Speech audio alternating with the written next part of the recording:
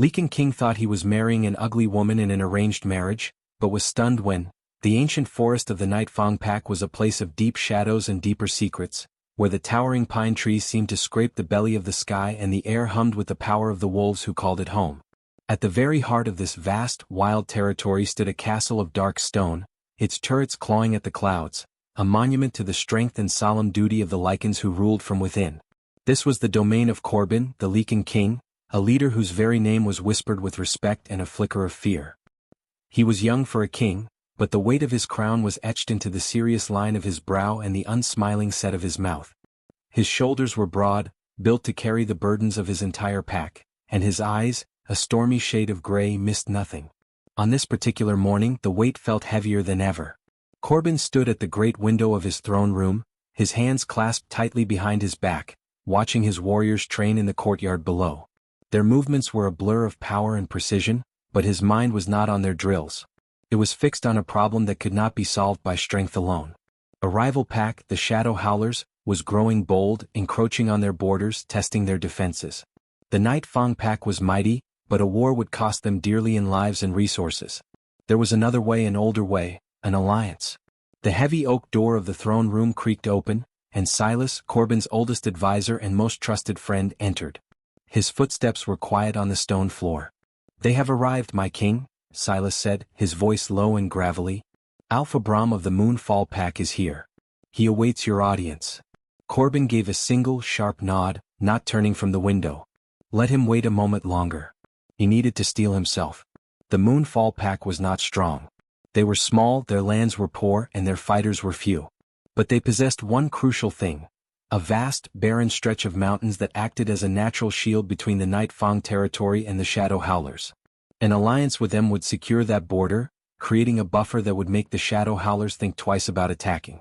It was a strategic move, a move of a king, not a man. And the price for this alliance was a marriage. Alpha Brahm was a wiry man with nervous eyes that darted around the grand throne room as if expecting a trap. He bowed deeply when Corbin finally turned to face him. "King Corbin," Brahm said, his voice unsteady, "thank you for considering this union. It is a great honor for our humble pack." "It is a necessity, Brahm," Corbin stated, his tone leaving no room for flattery. "Your land secures my border. In return for my protection and the might of the Night Fang Pack behind you, you will give me your daughter's hand in marriage. The alliance will be sealed in blood and vows. Do we have an accord?" Brahm wrung his hands together. "We do, my king. We do. But there is something you must know about my daughter, Thora." He looked genuinely pained. "She is a good girl, kind and obedient, but she is not blessed with beauty. A terrible fire in her childhood, it left its mark upon her face. She is deeply shy and prefers to remain veiled. I would not have you be shocked on your wedding day." Corbin listened, his expression unchanging. He felt a faint ripple of disappointment, but he quickly smothered it.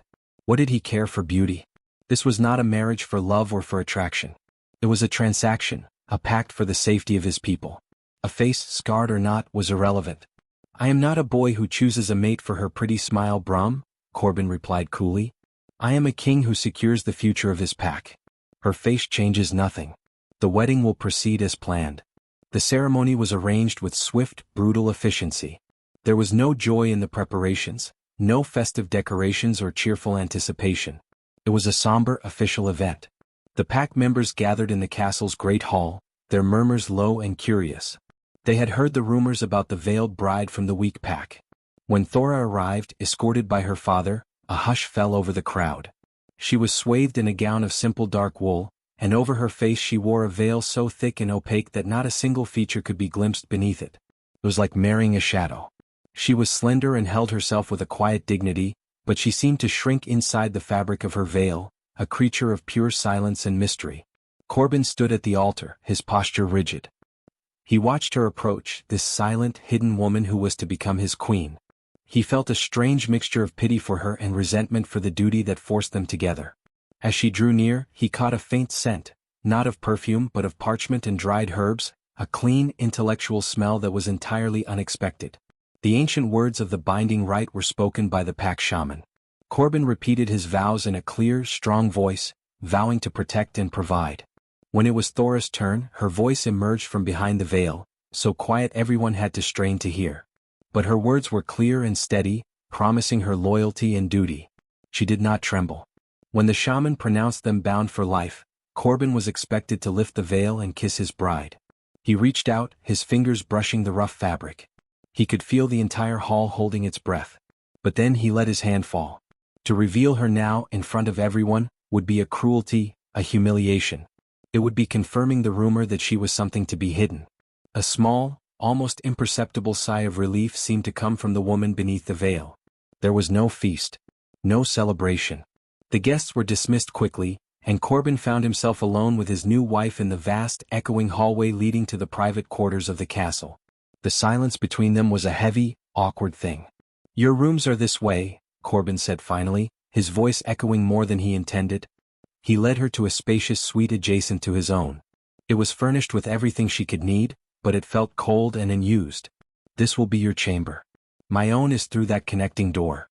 He gestured to a heavy door on the far wall. "You will have everything you require. The servants will attend to you. If you need anything, you may ask." Thora simply nodded, the movement a slight dip of her shrouded head. She didn't speak. Corbin stood for another moment, feeling more uncertain than he ever had facing a battlefield. "Good night then," he said, the words feeling terribly inadequate. A soft, muffled "good night, my king," came from behind the veil. Corbin turned and left, closing the door to his own chamber behind him with a definitive thud. He leaned back against the solid wood, listening to the utter silence from the room next door. He could not hear her move or cry or anything. It was as if he had married a ghost. He strode to his window, looking out at the moon, a pale, cold sliver in the sky. This was his life now. A political arrangement. A lonely crown. A wife who was a stranger, a secret hidden behind a veil of black cloth. He had gotten what he wanted for his pack. Security. But as he prepared for a solitary sleep, the castle felt larger, emptier, and colder than it ever had before. The alliance was sealed, but his world had never felt so fractured. The days that followed the wedding settled into a pattern of quiet, profound strangeness within the stone walls of the castle. King Corbin and his new queen, Thora, existed like two distant planets orbiting the same sun, bound by gravity yet separated by immense, cold space. Their lives were conducted in a series of polite, minimal interactions, each conversation a careful dance around the enormous, veiled secret that stood between them. Corbin buried himself in his kingly duties with a renewed intensity, using the endless scrolls of border reports, hunting quotas, and patrol schedules as a shield against the unsettling quiet of his new domestic life. The castle, once a place of familiar routine and purpose, now felt filled with a presence that was simultaneously everywhere and nowhere. Thora, for her part, became a ghost in her own home. She remained almost entirely within the confines of her chambers or the small, private solar she had been assigned. The thick, dark veil was her constant companion, a portable wall she carried with her. Servants would enter her rooms to find her seated by the window, a book of ancient histories or herbology in her lap, the veil obscuring her face as she read. They grew accustomed to speaking to the featureless fabric, to receiving soft-spoken instructions from behind its barrier. She was never demanding, always polite, but the effect was deeply unsettling. Whispers began to circulate, not unkindly but with a pitying curiosity. They called her the Shadow Queen behind her back, a title born from both her appearance and her silent, elusive nature. Corbin made attempts at first. He invited her, through a servant, to dine with him in the great hall on the third evening. She arrived, a silent, dark figure at the far end of the long table. The clatter of cutlery and the occasional attempt he made at conversation about the weather or the management of the castle seemed to die in the vast space between them, swallowed by the veil and her soft, non-committal replies. The meal was an exercise in excruciating awkwardness, and he did not repeat the invitation. He told himself it was for her comfort, but in truth, it was for his own. Her presence was a constant, frustrating reminder of a duty that felt more like a sentence. Yet, slowly, almost imperceptibly, cracks began to appear in the image Corbin had built of his unwanted wife. The first hint came from his beta, a sharp and capable warrior named Gareth. Corbin was struggling with a stubborn dispute between two farmers over land rights, a tedious matter that was draining his patience. Gareth, reviewing the proposed solution later, remarked, "A wise judgment, my king. Allocating the eastern pasture to Miller and granting the water access to Cobb was a clever way to settle it without creating lasting resentment." Corbin frowned. "That was not my initial idea. I was going to split the land directly in half." Gareth looked surprised. The servant who brought your revised scroll said it came from you. It was a much better solution. Corbin was silent, a faint suspicion stirring in his mind. He began to pay closer attention. He noticed that the castle's head cook, a woman who was often flustered and behind schedule, now moved with a new calm efficiency. When he commented on it, she beamed. "Oh, my king." The queen, she suggested a new way of organizing the pantry and the cooking order for the day. Simple really, but it's made all the difference. She's got a good head on her shoulders, that one. The queen. Thora. She was observing, listening, and from behind her veil, she was solving problems. She wasn't just a silent statue, she was a mind at work. This revelation was followed by another. Walking through a lower corridor, he saw her, veiled as always, kneeling beside a young maid who was crying. He paused, hidden in an archway. He heard Thora's voice, muffled but gentle, offering comfort. She didn't offer empty platitudes. She asked specific questions about the girl's ailing mother and then, to Corbin's astonishment, recited a precise recipe for a medicinal tea made from herbs that grew in the castle garden. Her knowledge was practical, deep, and kindly given. A strange restlessness took hold of Corbin. The pity he felt began to curdle into a burning curiosity. Who was this woman? What lay behind the veil that her father had been so eager to hide? Was it truly just scars or was it something else? The mystery of her became an itch he couldn't scratch. He found himself listening for the soft sound of her door opening, for the whisper of her robes in the hallway. The scent of parchment and herbs that seemed to linger in the air where she had passed became strangely compelling. One evening, the silence of the castle felt particularly oppressive. The political problems of the day had been vexing, and the thought of another night alone in his chambers, knowing a silent, enigmatic stranger was just on the other side of the door, was unbearable. He needed air. He needed to move. He left his room and walked the empty halls, his footsteps echoing. His wanderings took him down a staircase that led to the castle's inner courtyard garden, a walled haven of moonlight and night-blooming flowers. And then he saw her. She was there, in the center of the garden, bathed in the silvery light of the moon. She was alone, her back to him. And she was lifting her veil. Corbin froze, every muscle in his body locking into place. He held his breath, becoming a part of the shadows himself. He watched, his heart hammering against his ribs as she drew the heavy black cloth up and over her head, letting it fall down her back. The moonlight fell upon a cascade of hair the color of dark honey, and on a profile so perfect it seemed carved from marble. Her skin was pale and smooth, untouched by any flame. Her nose was straight and elegant, her lips full and shaped in a gentle bow. She tilted her head up to the moon, and a smile touched those lips. A smile of such profound peace and simple joy that it struck Corbin like a physical blow. This was not a woman hiding from shame. This was a woman savoring a precious moment of freedom. She was breathtaking. She was the most beautiful creature he had ever laid eyes on. The pieces crashed together in his mind with the force of a thunderclap. Her father's nervousness. The warning about scars. It was all a lie. A magnificent, calculated deception. They had hidden her away not because she was ugly, but because she was a treasure they had never deserved. They had pawned off their most precious thing, disguising it as worthless, hoping he would ignore her and they could keep their alliance without truly losing her. Fury, hot and immediate, rose in his throat. But it was quickly drowned out by a wave of something else entirely, awe and a fierce, possessive protectiveness. He didn't reveal himself. He didn't make a sound. He stood in the shadows for a long time, watching her as she simply existed, her face turned to the night sky. The veiled, silent ghost was gone. In her place was a woman of stunning beauty and quiet strength. The political alliance was suddenly, irrevocably personal. He had married a mystery, and now he had seen a glimpse of the truth. And he knew, with a certainty that shook him to his core, that he had to know more. He finally turned and slipped back into the castle, leaving her to her moonlight, his world utterly and completely overturned. The game had changed. The knowledge of Thora's true face became a secret that burned within Corbin, a constant humming energy that transformed the very air he breathed. The castle, once a place of duty and silent frustration, was now a stage for a silent, intense observation. Corbin found his kingly focus, once so absolute, now fractured. His eyes would drift during council meetings, seeking the windows that looked out over the inner courtyard, wondering if she was there. The sound of a door closing down the hall would make him still, listening for the faint rustle of her skirts. The woman behind the veil was no longer a problem to be managed. She was an enigma to be solved, a song he had only heard a single beautiful note of, and now he craved the entire melody. He began a new campaign, not of war but of careful, deliberate courtship. The morning after his discovery in the garden, he did not retreat to his study as was his habit. Instead he sought her out. He found her in her solar, a room that had begun to feel less empty, now scented with the herbs she favored and stacked with books she had requested from the library. She was as always veiled, a dark silhouette against the sunlit window. "Good morning," he said, his voice softer than he usually used within these stone walls. The veiled head tilted slightly in his direction. "Good morning, my king." Her voice was still quiet, but it no longer sounded fearful to him. It sounded thoughtful, measured.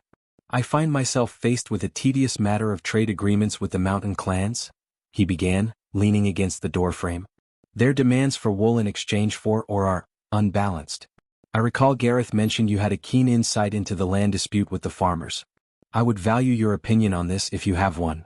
It was a test, a pretext, but it was also genuine. He had read the trade scrolls and found them frustrating. He truly did want to know what she thought. There was a long pause. He could almost feel her surprise radiating from behind the veil. "The mountain clans value status as much as goods," she said after a moment, her words slow and considered. "Their pride is their weakness. Perhaps the agreement should include not just wool, but a certain number of finished tunics, embroidered with their clan symbols. The work would be done by our people, yes, but the gift would be seen as one of high honor. It might make them more flexible on the quantities of ore." Corbin stared at the dark veil, stunned. It was a brilliant solution, one that addressed the cultural pride of the clans he had entirely overlooked in his focus on pure resources. It was diplomatic. It was clever. "That is an exceptional idea," he said, and he meant it. And so it began. He started to visit her solar not as a king checking on his possession, but as a man seeking counsel.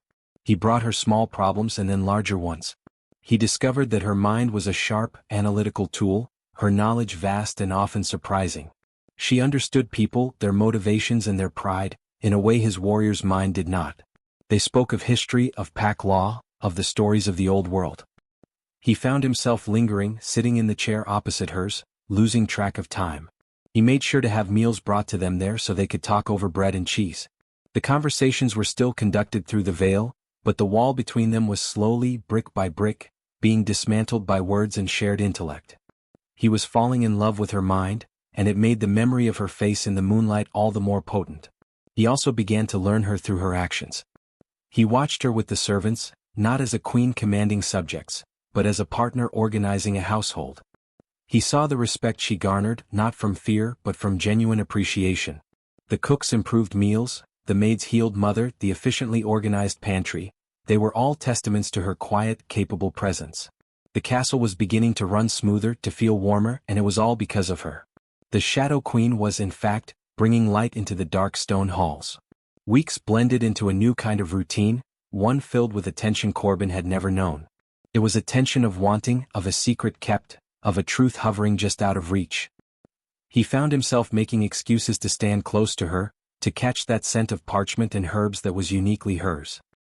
He would watch her hands as she traced lines in a book, slender, graceful hands that looked utterly unscarred, and imagine the face that belonged to them. The night of the full moon arrived, a time of heightened power and raw emotion for their kind. The air crackled with wild energy. Corbin felt it singing in his blood, making him restless, amplifying every feeling he had been carefully cultivating for Thora.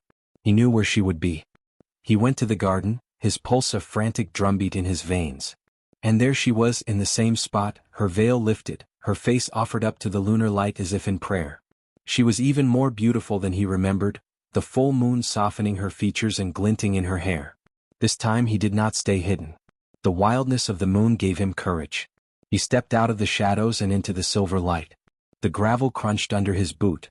Thora whirled around, her eyes wide with sheer, unadulterated terror. She fumbled for her veil, her hands shaking, a gasp catching in her throat. It was the reaction of someone who had been caught in a life-ending crime.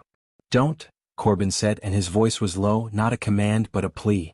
He took another step closer, his hands held out to show he meant no harm. "Thora, please. Don't hide." She froze, the veil clutched in her white-knuckled grip.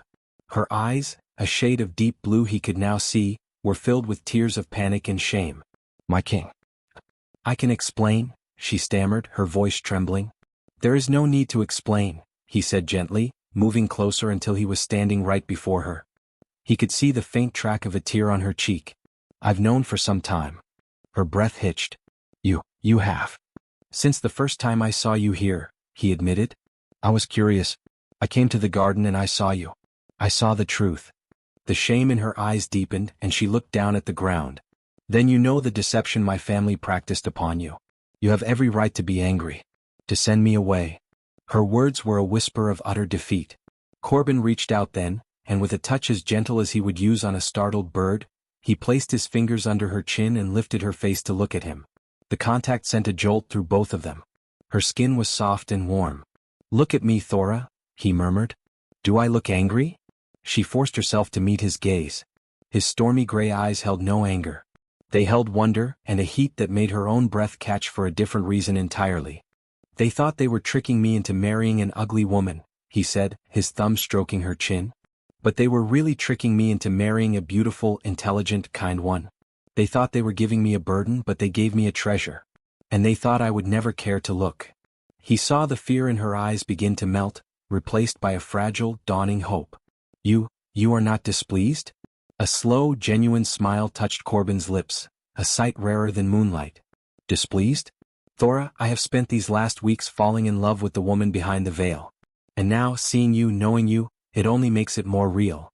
He leaned in closer, his gaze dropping to her lips. The world narrowed to the space between them, filled with the scent of night flowers and the electric charge of the full moon.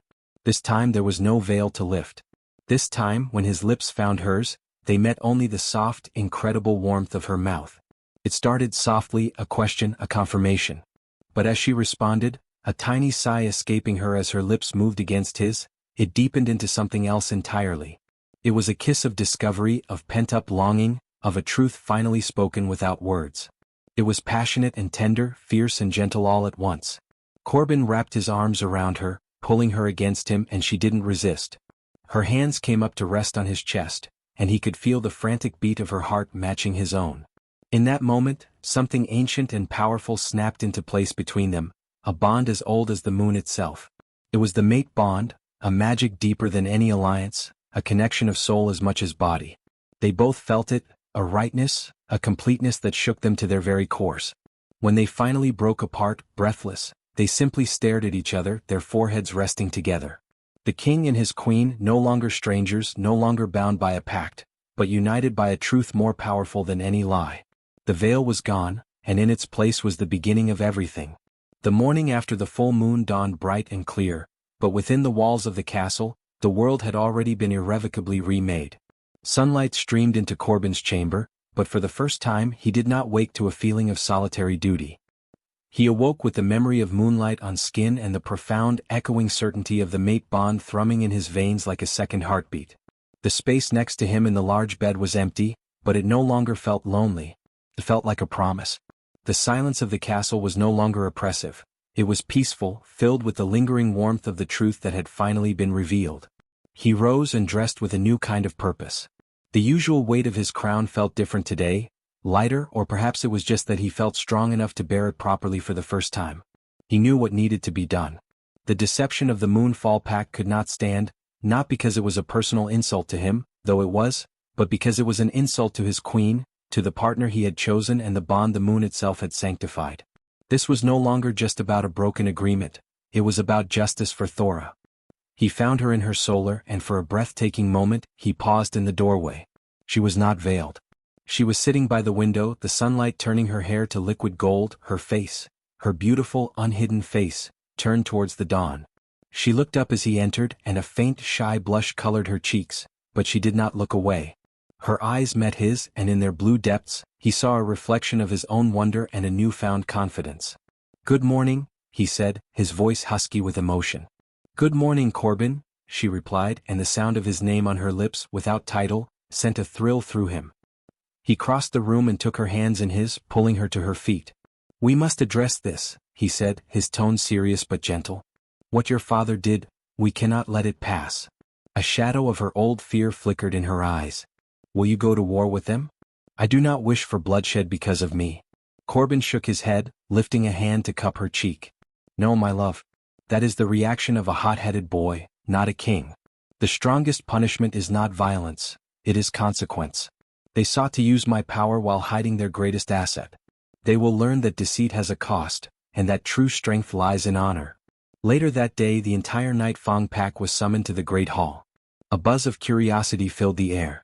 They had heard whispers of a changed dynamic between their king and his veiled queen, but none were prepared for what they saw.